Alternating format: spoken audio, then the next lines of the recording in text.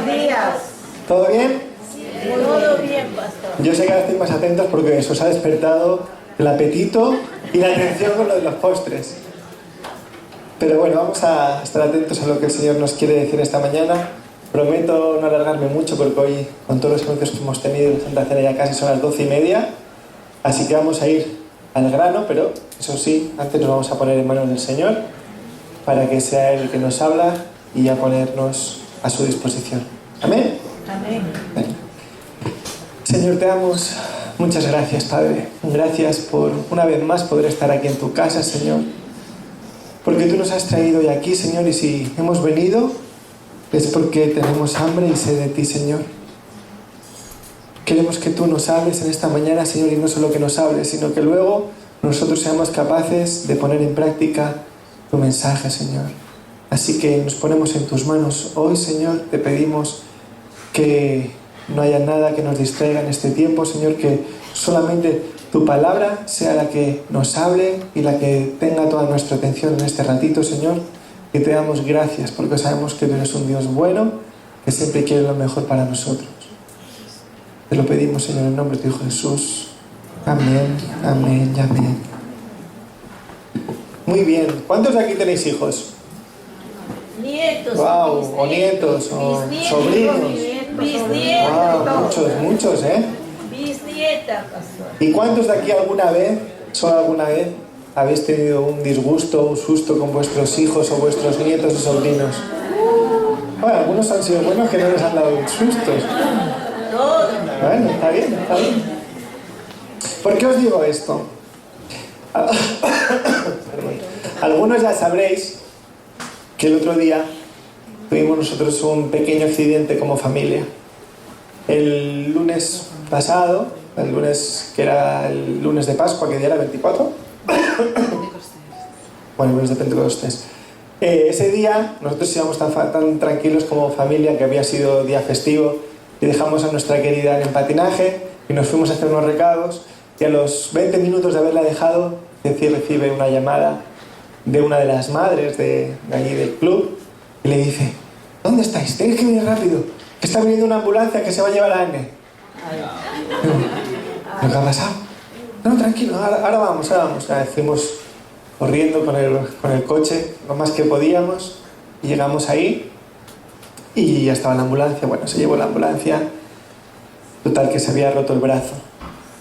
Y cuando estábamos, me acuerdo yo cuando estábamos en urgencias, y claro, le hicieron una maniobra de estas de poner el brazo en su sitio porque lo tenía totalmente descolocado.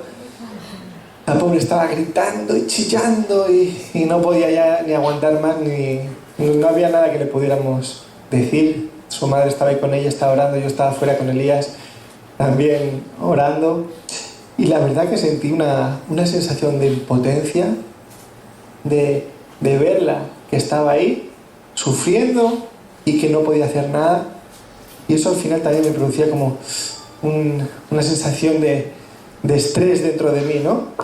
Y no solo esto, sino que justo también ese día, también algunos de vosotros sabéis que en nuestra casa hemos tenido algunos problemillas acerca de la construcción, pues tuvimos también una pequeña discusión acerca de esas cosas que no estaban bien hechas, lo que también me trajo un poco de estrés, porque hoy, estoy adivinando, vamos a hablar un poco acerca del estrés y lo que nos dice la palabra del Señor acerca de eso.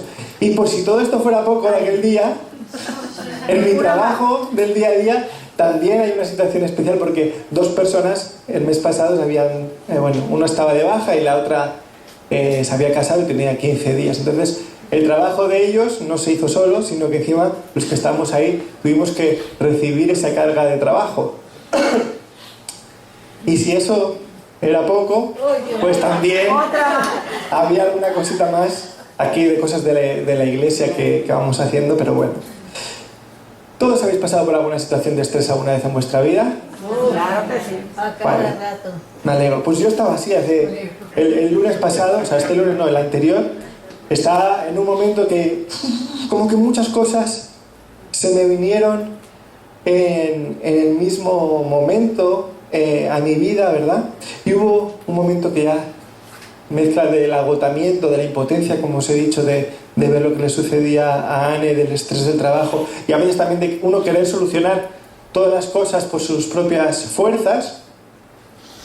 Y dije, que mi vida se tambalea. Mi vida se está tambaleando. Y fue decir eso y recibir la respuesta del Espíritu Santo. En el mismo instante que fue, indica, ¿de verdad todo se tambalea? Me dijo, yo soy la roca firme. No todo se tambalea. Y el mensaje del día de hoy, que no sé si lo tenemos por ahí, precisamente es ese. Bendito Todo sea Dios. no se tambalea. Porque hay un lugar donde podemos acudir, hay un sitio donde podemos estar. Eso nunca, nunca, nunca se va a tambalear. Y nosotros que nuestro Señor Jesús. ¿Amén? Amén. Cuando me dijo eso ya no tuvo que él que decirme nada más. Ya me disculpé por lo que había dicho, por haberme dejado llevar por esas cosas emocionales del día a día.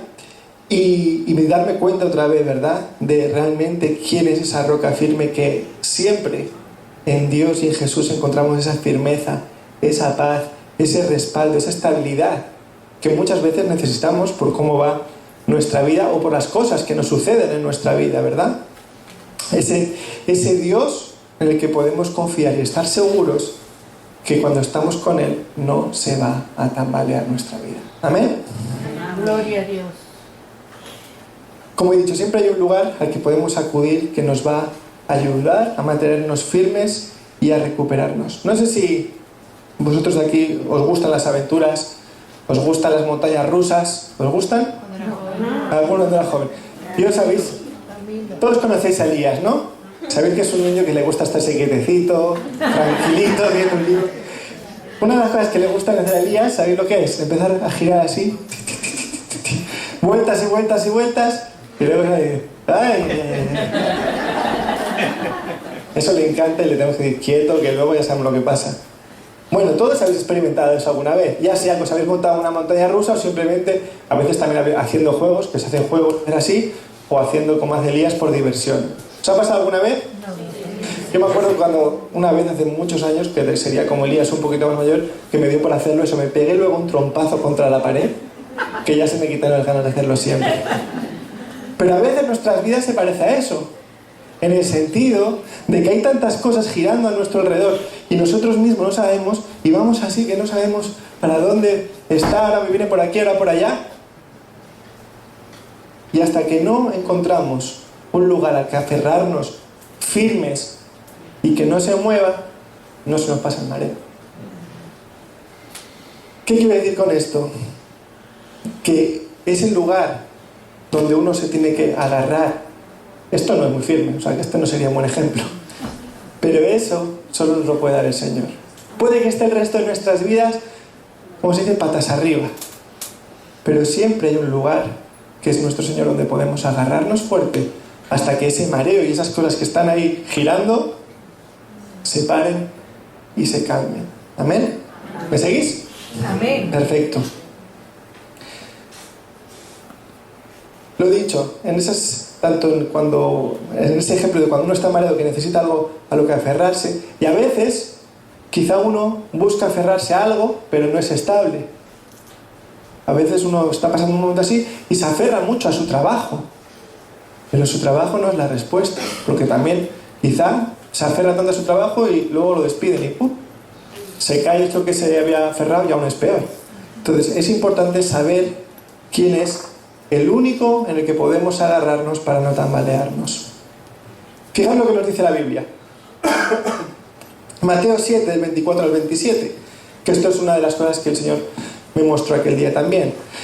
Por tanto, todo aquel que me oye estas palabras y las pone en práctica es como un hombre prudente que construyó su casa sobre la roca. Vinieron las lluvias, crecieron los ríos y soplaron los vientos y azotaron aquella casa. Con todo, la casa no se derrumbó porque estaba cimentada sobre la roca. Pero todo el que me oye estas palabras y no las pone en práctica es como un hombre insensato que construyó su casa sobre la arena. Vino la lluvia, crecieron los ríos, soplaron los vientos y azotaron aquella casa. Esta se derrumbó y grande fue su ruina. La pregunta que os hago hoy es, ¿en dónde está cimentada tu casa? ¿Cuál es la base de tu vida? ¿En qué se basa tu vida? ¿Cuál es tu prioridad número uno? Porque todo lo que no sea Jesús nos va a traer problemas a nuestra vida si no es la prioridad número uno. Si no construimos nuestras vidas con Jesús como esa base principal, la vida tarde o temprano nos va a traer revolcones o nos va a traer mareos y la cosa se va a poner difícil. Y espero que nunca termine como esa casa que se edifica sobre la arena y que termina derruida. Y esto es súper importante, porque a veces uno construye en cosas que cree, o mejor dicho, cosas que son importantes, pero quizás no son lo más importante. Os he puesto un ejemplo hace un momento del trabajo. Hay gente que todas sus energías y toda su fuerza y todas sus la posan en el trabajo, en conseguir un trabajo mejor, conseguir mejores oportunidades, o saltar ahora a este trabajo que me va a brindar un sueldo mucho mayor. ¿Y qué pasa si se termina ese trabajo? ¿Se acaba nuestra vida? ¿Has hecho 8.000 sacrificios en tu vida por encontrar ese trabajo? ¿Y ahí se acabó? O al revés, a veces uno pone todo su énfasis en la familia. Y si pasa cualquier cosa, ¿qué sucede luego con tu vida? O sea, quiero que me entendáis, son cosas importantes, pero no debe ser el cimiento en el que construir tu vida. ¿Vale? Fijaros, el Salmo 62, el 5.8 nos habla también un poco acerca de esto. Dice, solo en Dios haya descanso mi alma, de Él viene mi esperanza, solo Él es mi roca y mi salvación, Él es mi protector, y no habré de caer. Dios es mi salvación y mi gloria, es la roca que me fortalece, mi refugio está en Dios. Confía siempre en Él, pueblo mío, abre tu corazón cuando estés ante Él.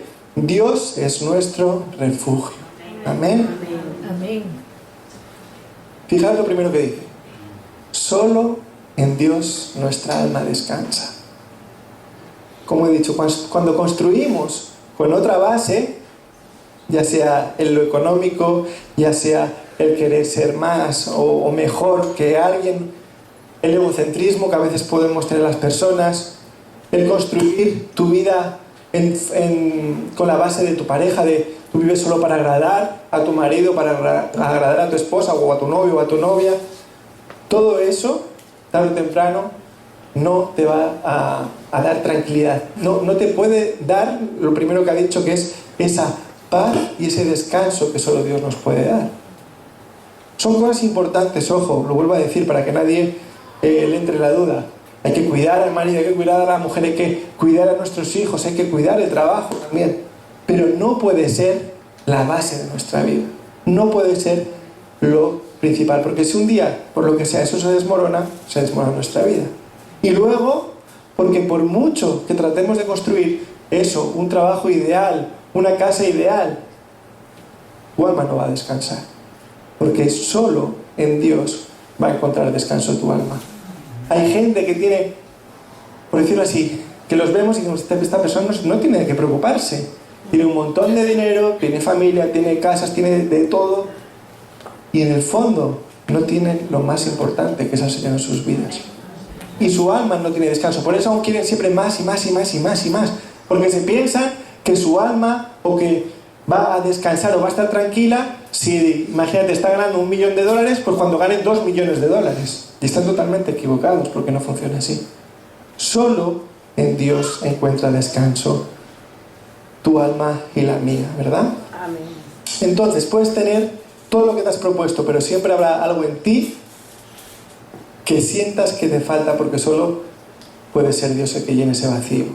Y luego, lo que hemos leído dice que Él es mi roca, es mi salvación, es mi protector. Y al final de todo dice que Dios es mi refugio. Os pregunto, ¿para quién necesita alguien un refugio? ¿Qué diríais? ¿Para qué sirve un refugio?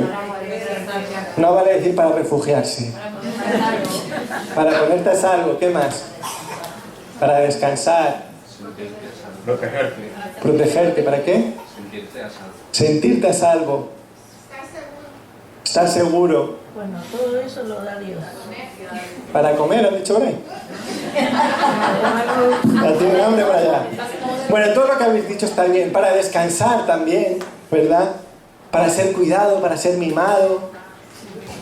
Yo creo que todo el mundo tiene un refugio, debería tener un refugio. Es el lugar donde uno puede llegar cansado y sabe que le van a tratar bien, que le van a cuidar, que le van a mimar. Y eso siempre nuestro Señor lo hace, ¿no? Pero para eso es un refugio. Y Él nos dice, Él es nuestro refugio. Él es el lugar al que debemos acudir cuando todo parece que se tambalea. Ya sabemos que no es todo. Pero ese es el lugar al que debemos de ir, ¿no? Mi fe, mi confianza en Dios, mi Dios, Él es la roca firme a la que debemos de agarrarnos, ¿verdad? Dicho esto,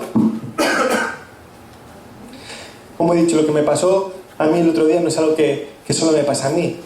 Todos hemos tenido situaciones de estrés o difíciles, y si no las hemos tenido, seguramente puedan venir, ¿verdad?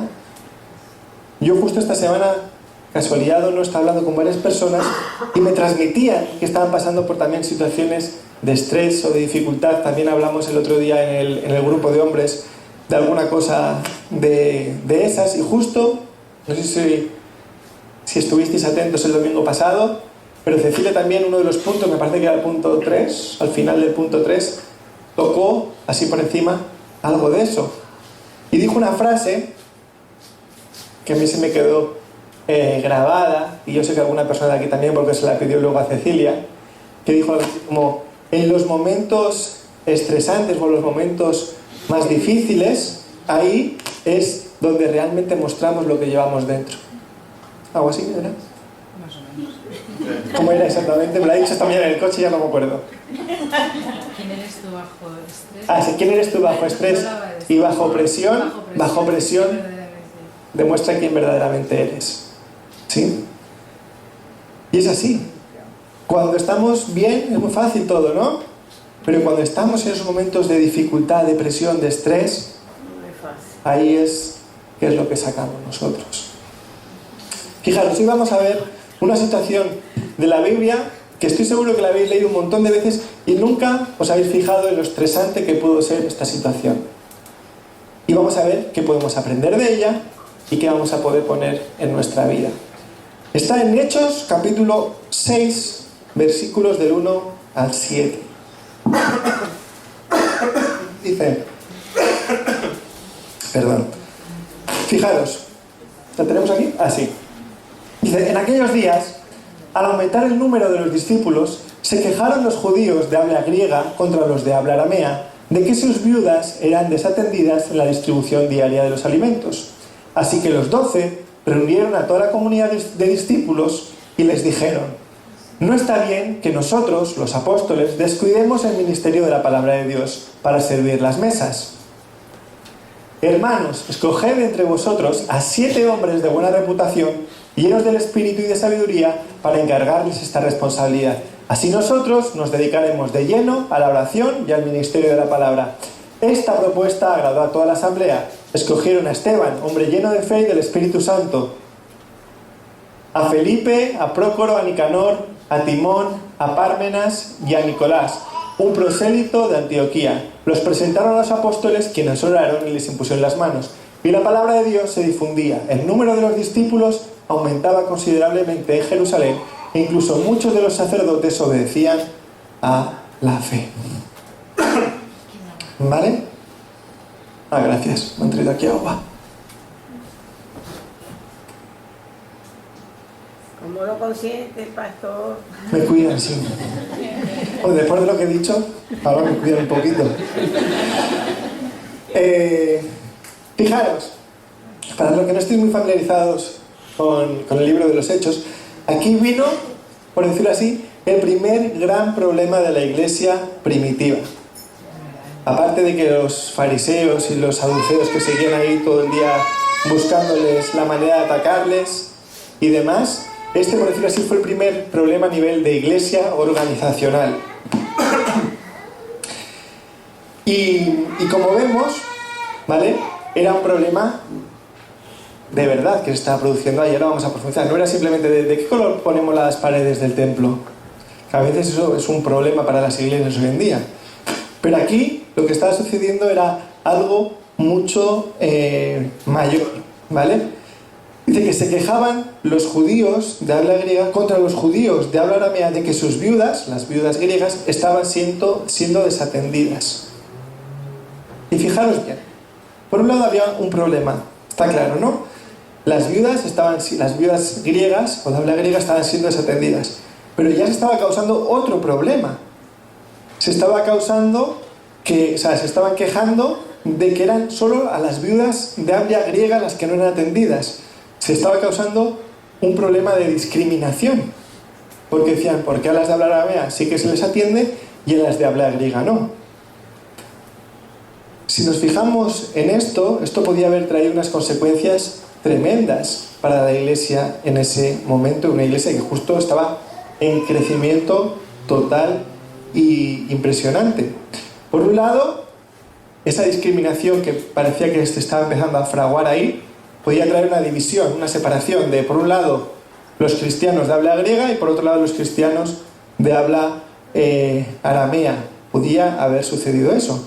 Pero por otro lado, los 12, que eran los que estaban ahí velando por el buen funcionamiento de todo, podían haber tenido que dejar de lado su misión, que ya hemos visto que era la de la oración y la predicación, por centrarse en solucionar esos problemas que podían suceder con el día a día. Y la solución, vemos que se hizo una cosa muy importante que también tenemos que hacer hoy en día, que fue delegando, ¿verdad? Delegando las responsabilidades en otras personas. Esas funciones que los 12 estaban haciendo hasta ese momento, decidieron que lo podían hacer otras personas y traspasan esa responsabilidad a 7 hombres con ciertas características que ahora vamos a ver, ¿verdad? No dijeron, a ver, los 7 que tengan más ganas de servir, los 7 que quieran que sean más trabajadores. No, buscaron unas características, ¿vale? Y ahora entraremos en ellas. Pero antes de eso, dejadme que os diga otra cosa, volviendo a esta situación. Fijaros, yo he visto aquí 4 situaciones de estrés. No sé si, igual sé que hay alguna psicóloga por aquí, sé que hay algún médico, igual ellos han detectado más que yo. Pero yo he detectado 4 situaciones o 4 posibles situaciones de estrés. Que este mismo estrés sé que muchas veces nos llega a nosotros o nos trata de contagiar a nosotros. El primero es el estrés que estaban sufriendo las viudas de habla griega. Por decirlo así, yo le llamo el estrés directo. ¿Por qué? Porque ¿quién estaban sufriendo el problema? Las viudas de habla griega. En vez de cuidarlas, en vez de darles de comer, se estaban quedando sin. Y eso, quieras que no, es una preocupación. A mí, yo si no tengo para comer o no me dan comida, pues también me preocupo. Hombre, un poquito me iría bien, pero si es a largo tiempo, pues entonces es una preocupación. Y esa preocupación, si se va prolongando, me trae estrés. Y ya también estaría el hecho de decir, bueno, ¿por qué nosotras no? Y ellas sí. Entonces se estaba produciendo ya ahí esa situación de preocupación, de malestar. Y eso pasa cuando nos viene un problema. Ejemplo fácil. Llevas muchos años trabajando y de repente te dicen, te quedas sin trabajo, te echan del trabajo. Un momento de estrés directo, de algo que te sucede y no te lo esperabas. Por ejemplo, a mi hija Anne el otro día, que ya estaba toda contenta que terminábamos el colegio, que iba a hacer colonias, que iba a hacer no sé qué, y pum, tiene el accidente este que patinando y se rompe el brazo. Es un estrés directo. Le ha venido a esa persona. ¿Sí? ¿Me seguís? Sí. Vale. El segundo estrés que veo aquí es el estrés... ¿Y cómo me lo apunto yo aquí? El estrés de las viudas de habla griega. De habla... No, es que lo he escrito mal. El estrés de los judíos de habla griega. ¿Vale? El estrés de los judíos de habla griega. ¿Por qué? Se le ha llamado un estrés cercano. Porque los judíos de habla griega no estaban experimentando eso. pero alguien cercano a ellos sí lo estaba experimentando. ¿Me explico? Quiere decir, no es algo que le había atacado directamente a ellos, pero sí a esas viudas que seguramente de muchos de ellos serían las madres, o las tías, o las vecinas, gente cercana que estaba pasando por una situación de estrés. Y esto muchas veces también le trae estrés a esas personas. Es más, si a ti, por ejemplo, tu hija o tu hijo te dice, no, que me he quedado sin trabajo, pues a veces ese golpe también te viene a ti. O si te dicen, no, es que con tal persona que me lleva muy bien, ahora no la puedo ni ver, y ya hemos roto esa relación, ya sea de noviazgo, de matrimonio o de amistad. Pues a uno también le afectan esas cosas, ¿verdad? Pero le afectan ya de manera no directa, sino un poco más indirecta, porque no es el mismo en primera persona, sino que es alguien querido que tú ves que está pasando por algo difícil, ¿no? También nos puede pasar con una enfermedad. Alguien querido, o sea, nuestro padre, nuestra madre, nuestro hijo, nuestra hija, sufre una enfermedad y eso también nos produce a nosotros un estrés por el cariño y el amor que le tenemos, ¿verdad? La tercera cosa de estrés que veo aquí es el estrés, ahora sí, de las viudas judías de habla aramea. El estrés de las judías de habla aramea. Y esto le he puesto yo entre comillas el estrés de ataque. ¿Por qué quiere decir? Que tú recibes un ataque de alguien que te produce a ti el estrés. Quizá no se habían dado cuenta de que se habían despistado con las viudas de habla griega. Quizá no eran conscientes de que no lo estaban haciendo bien. Y no lo sabemos si lo hacían bien o no. Parece ser que no estaban haciéndolo de la manera correcta, pero igual ellos no se habían dado cuenta y reciben un ataque directo de decir, no estáis haciendo las cosas bien. Y a veces también nos pueden venir a nosotros esos ataques de alguien que directamente te dice a ti algo, ya sea que tenga razón o que no la tenga, y eso que te has dicho te duele, te molesta y te produce cierta situación de estrés con esa persona. No sé si alguna vez nos ha pasado así, quizá una discusión o algo que tú no lo has tenido en cuenta o que para ti no ha sido importancia, para la otra persona lo ha tenido mucho y te lo dice o te echa cosas en cara y dices, no era consciente de eso, lo siento, pero ya has sufrido, por decirlo así, ese ataque y te ha producido esa situación de malestar en ti. ¿Sí? ¿Me seguís? Y la cuarta y última situación de esta de estrés que he puesto aquí es el estrés de los 12. El estrés de los discípulos. ¿Por qué?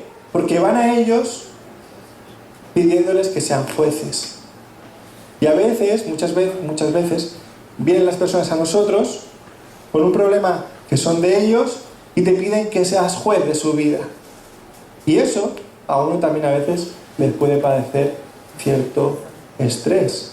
Cuando quieren que emitas un juicio que igual tú no lo quieres hacer o no tienes las herramientas para tomarlo. Ejemplo, pueden ser varios, pero os voy a poner dos.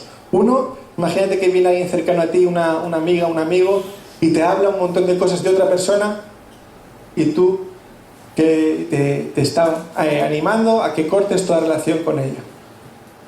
Te están imponiendo que seas tú el juez y que digas, sí, yo corto ahí. ¿Pero realmente tenemos que hacer eso o no? Yo me acuerdo una vez, hace muchos años, en mi familia hubo un problema parecido. Un problema de unas tías lejanas que tuvieron un problema de herencias. Y antiguamente, aquí en España, en las herencias no era como ahora que está todo perfectamente puesto en el notario.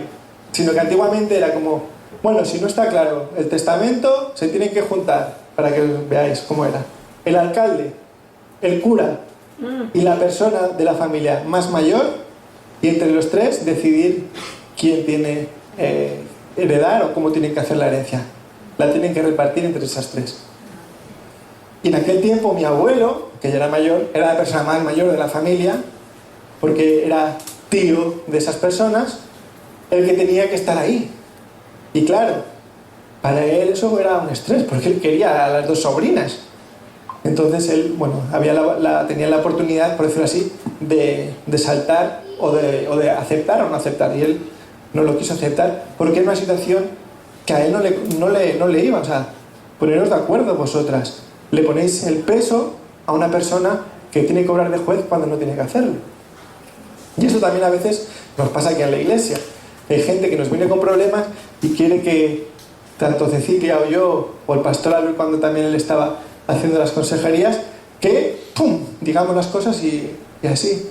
Cuando la palabra misma nos enseña que cuando hay un problema, ¿qué es lo que hay que hacer?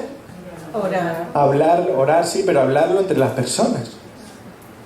Entonces, este estrés yo también lo veo que tuvierais los 12, de que fueran todos donde ellos, vengan vosotros, decir, ¿cuál es la solución? Y ellos muy inteligentemente buscaron una solución que no era la que estaban todos esperando, ¿verdad? Dicho esto, estos 4 tipos de estrés muchas veces nos pueden venir a nuestra vida cualquiera de ellos. O gente que nos reclama algo, o un ataque que hemos sufrido directo, o a veces el estrés indirecto por cosas que pasan seres queridos, ¿vale? Y ahora vamos a ver, porque teniendo claro que vamos a pasar situaciones de estrés, o que algunos las estabais viviendo ya, vamos a ver qué es lo que nos enseña la Biblia de que podemos hacer frente a ellas, ¿vale? En este mismo texto, aunque no lo dice directamente, lo dice indirectamente, las podemos sacar de ahí, cosas que nos van a ayudar a combatirlo, ¿vale? Muy importante, hablo siempre desde el punto de vista espiritual. Si alguien tiene o quiere saber mejor cómo combatirlo, he dicho, hay 2 doctores por lo menos, hay un psicólogo, una psicóloga aquí en la sala, y hay cosas que todos sabemos, ¿no? Que si haces deporte, que si pasa tiempo con gente querida, que qué es lo que comes, todas esas cosas pueden afectar, ¿vale? Pero nosotros vamos a centrarnos solamente hoy en las cosas espirituales, las cosas que el Señor nos ayuda y nos dice que podemos hacer para esta situación, ¿ok? Y antes de eso también deciros que justo esta semana estaba escuchando una doctora que decía que muchas cosas ya no son para cuando estás en la situación, no me acuerdo de qué enfermedad hablaba, pero no son para cuando estés en la situación, sino que si estás en la situación las tienes que llevar, pero muchas ya son para evitar entrar en esa situación. Entonces, quizá alguien aquí esté diciendo, yo estrés, ¿de qué voy a tener estrés? Si llevo 2 años sin trabajar, mantenido, estoy la mar de bien, a gusto, está bien, pero igual en el futuro puede llegar ese momento, ¿ok? Entonces vamos a verlas, son 5 muy facilitas y muy rápidamente porque ya el tiempo apremia, ¿vale? Fijaros, de esas 5, 3 son las características que dan los 12 para las personas que tienen que servir las mesas, ¿vale? La primera de ellas dice que es de personas, hombres y mujeres de buena reputación. Entonces, si queremos combatir el estrés o no queremos caer en el estrés, tenemos que tener buena reputación. En Tito 2:7-8 nos dice, con tus buenas obras, dales tu mismo ejemplo en todo. Cuando enseñes, hazlos con integridad y seriedad, y con un mensaje sano e intachable. Así se avergonzará a cualquiera que se oponga, pues no podrá decir nada malo de vosotros. Si tenemos un buen testimonio, nos vamos a ahorrar muchísimas situaciones de estrés. Precisamente por eso, porque nadie va a poder deciros nada en contra de vosotros. Y si lo dice, vuestro propio testimonio hablará más alto que esas voces. Y entonces quedaréis librados de esa situación de estrés. Y en Proverbios 16:7 nos dice, cuando el Señor aprueba la conducta de un hombre, hasta con sus enemigos lo reconcilia. ¿Qué quiere decir esto? Que si hay una situación difícil que se ha dado, hasta esas personas que te acusan, una vez que vean tu testimonio o que vean cómo tú te comportas hasta ese ataque, hará que os reconciliéis. Importante esto, ¿verdad? Entonces, personas de buena reputación. Lo segundo que nos dice, hombres llenos del Espíritu, hombres y mujeres llenas del Espíritu. Romanos 8:5-6 nos dice, los que viven conforme a la naturaleza pecaminosa fijan la mente en los deseos de tal naturaleza. En cambio, los que viven conforme al Espíritu fijan la mente en los deseos del espíritu. La mentalidad pecaminosa es muerte, mientras que la mentalidad que proviene del espíritu es vida y paz. Es vida y paz. Todo lo contrario de lo que nos trae el estrés, que es muerte y descontrol, muerte y intranquilidad. Entonces, tenemos que ser hombres y mujeres llenas del Espíritu de Dios, que lo busquemos y que dejemos que Él se mueva a través de nosotros, que nosotros lo obedezcamos. Y eso va a evitar muchas situaciones de estrés en nuestra vida. En Hechos 13:52 nos dice: y los discípulos quedaron llenos de alegría, en otras versiones dice gozo, y del Espíritu Santo. Si estamos llenos del Espíritu Santo, de nosotros lo que va a salir es gozo. Vamos a estar gozosos, vamos a estar alegres, contentos y viendo cómo Dios se mueve en cada situación. La tercera cosa que buscaban para esos esas siete personas que se iban a encargar de las mesas es llenos de sabiduría. Llenos de sabiduría. En Efesios 5, del 15 al 17 dice: así que cuidad mucho vuestra manera de vivir. No viváis como necios, sino como sabios, aprovechando al máximo cada momento oportuno, porque los días son malos. Por tanto, no seáis insensatos, sino entended cuál es la voluntad del Señor. Y en Proverbios 9:10 nos dice: el comienzo de la sabiduría es el temor del Señor. Conocer al santo es tener discernimiento.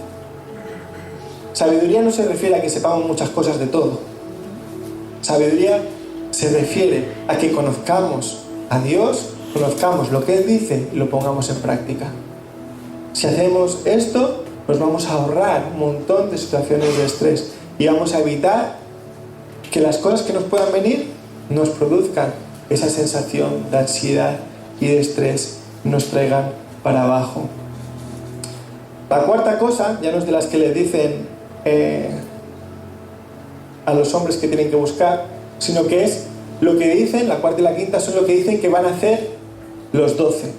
La primera de las cosas que dice es dedicarse a la oración. Dedicarse a la oración. Filipenses 4, 6, 7 dice: no os inquietéis por nada, más bien, en toda ocasión, con oración y ruego, prestad vuestras peticiones a Dios y dadle gracias. Y la paz de Dios, que sobrepasa todo entendimiento, cuidará vuestros corazones y vuestros pensamientos en Cristo Jesús. Por un lado, el tiempo de oración, ya sabéis que eso es básico. Que si no tenemos el tiempo de oración a solas con nuestro Creador, el resto de cosas se van a tambalear. Y luego nos dice una cosa muy importante aquí, es estar agradecidos. Cuando agradecemos, cambia la situación. Cuando en vez de fijarnos en lo que nos falta o en lo que nos pasa, nos fijamos en lo que tenemos porque Dios nos lo ha dado, cambia nuestra situación, cambia el modo en que vemos las cosas. Si en vez de estar quejándote de ay, es que estoy aquí, no encuentro trabajo, estoy que necesito buscar una habitación nueva, en vez de estar quejándonos de eso, estamos pensando en bueno, qué bien que estoy aquí, qué bien que estoy en San Cugat, que podría estar en mi país más inseguro y estoy aquí, que puedo tener la bendición de haber conocido más al Señor, tengo la bendición de que nunca me falta nada para comer, tengo la bendición de que tengo salud, que a veces se nos olvida, que no estoy en un hospital ahí que no me puedo mover de la cama, que puedo salir, puedo correr, puedo ir a buscar un trabajo. En ti confío, Señor. Te agradezco por este día, te agradezco por lo que vas a traer. El agradecer nos ayuda a eso. Colosenses 4:2 nos dice: dedicados a la oración, perseverad en ella con agradecimiento otra vez. Debemos de tener presente esto siempre. Debemos de estar constantemente en oración, no solo en nuestros tiempos a solas, sino también cuando estamos por la calle, cuando estamos en el metro, en los ferrocarriles, allí donde estemos, que perseveremos, que no nos olvidemos ni un segundo de que el Señor está ahí con nosotros. Y el quinto, fijaros que puede que no tenga aparentemente mucho que ver con el estrés, pero dice: dedicados al ministerio de la palabra. Romanos 10:14 dice: ahora bien, ¿cómo invocarán a aquel en quien no han creído? ¿Y cómo creerán en aquel que no han oído? ¿Y cómo irán si no hay quien les predique? Nosotros estamos llamados a predicar en todas las naciones, a predicar a toda criatura. ¿Y qué sucede? Que cuando lo ponemos en práctica, estamos cumpliendo con nuestro llamado, con algo que Dios ha dicho que es para todos sus hijos. Y cuando estamos cumpliendo con lo que se nos ha establecido, el estrés también disminuye. Porque no estás perdiendo el tiempo, sino que estás haciendo para lo que has sido creado. Entonces, cuando lo puse estaba pensando, bueno, pero es que es como que si estás en una situación de estrés, es mejor estar tranquilo, no hacer nada. Pero cumplir con lo que te ha sido asignado también nos ayuda a vencer el estrés. Porque estás siendo útil en un lugar, estás siendo luz en un lugar donde había oscuridad. Y ya lo último, en 1 de Pedro 3, del 15 al 16 nos dice: más bien, honrad en vuestro corazón a Cristo como Señor. Estad siempre preparados para responder a todo el que os pida razón de la esperanza que hay en vosotros. Pero hacedlo con gentileza y respeto, manteniendo la conciencia limpia, para los que hablan mal de vuestra conducta en Cristo se avergüencen de sus calumnias.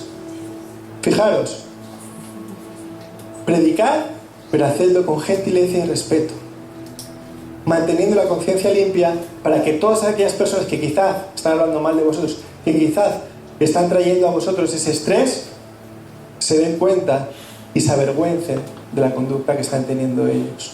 Y eso también nos va a quitar el estrés que nos pueden traer de fuera. ¿Amén? Entonces, ¿qué hemos aprendido hoy? ¿Algo no? Bastante, pastor. Que no todo se tambalea. Que no todo se tambalea. Esa es la clave. Y sobre todo, que cuando sintamos, o ya sin sentir, que no nos olvidemos de estas 5 cosas, porque son 5 cosas básicas para hacer el fundamento de tu vida junto con Cristo. ¿Amén? Amén. Pues Señor, te damos gracias. Gracias te damos, Padre, una vez más, por tu palabra en esta mañana, Señor.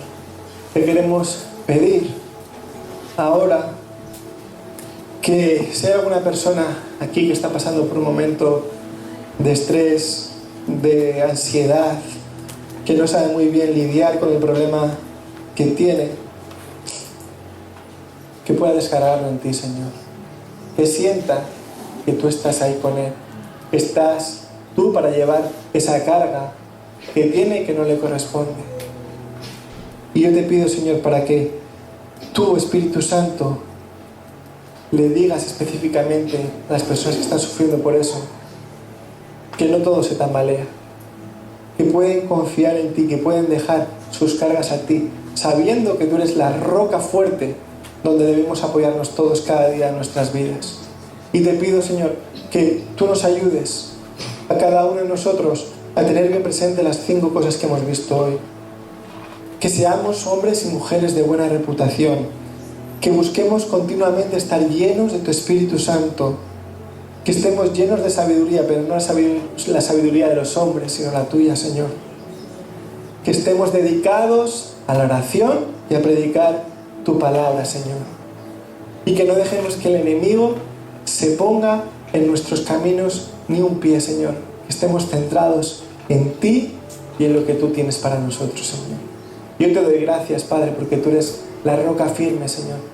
Una y otra vez, a pesar de los problemas que han podido venir, siempre he encontrado en ti ese lugar fuerte, sólido, al que aferrarme, Señor. Así que gracias, Señor, te damos en el nombre de tu Jesús. Amén, amén y amén.